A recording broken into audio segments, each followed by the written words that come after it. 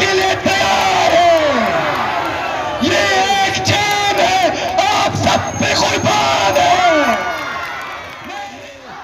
د خیبر پښتونخوا د صوبایي اسمبلی مخې ته د مخامخ روان احتجاج د ینګ نرسز اسوسییشن ضلع پېښور دی.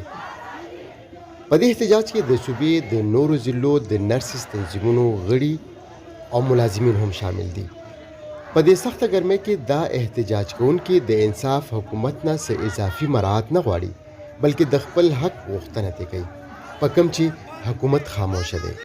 आज हम उस मकसद के लिए निकले हैं।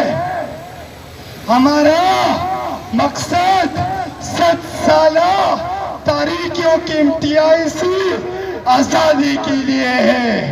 हम उस आज़ादी चाहते हैं, उस निज़ाम से हम उस इदारों के तहफ़्फ़ुज़ चाहते हैं. د انصاف حکومت همیشه په تیرو حکومتونو تورونه لګی چې نه یې عوامو له څوک او نه یې د حکومتي ملازمینو جایز مطالبات پوره کړي دي.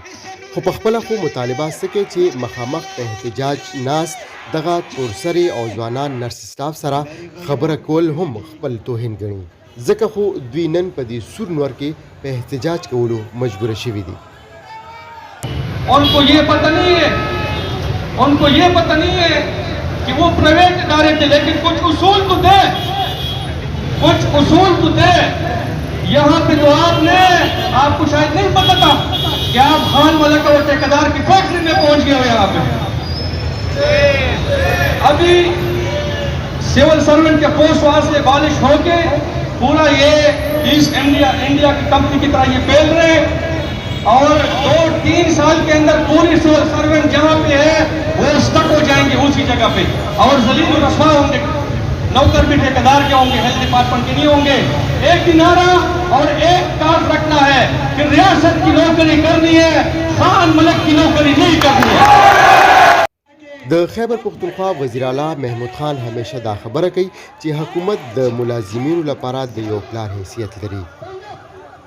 خو نن د دې نرس سټاف هغه جایز مطالبات ولې نه پوره کیږي کوم چې د حکومت د طرفه دوی سره وعده کړې شوې وه.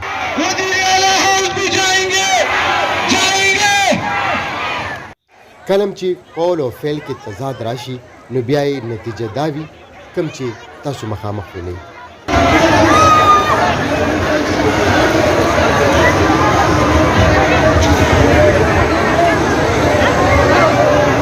لطیف الله داوزی خبریال د پښتونخوا پېښور.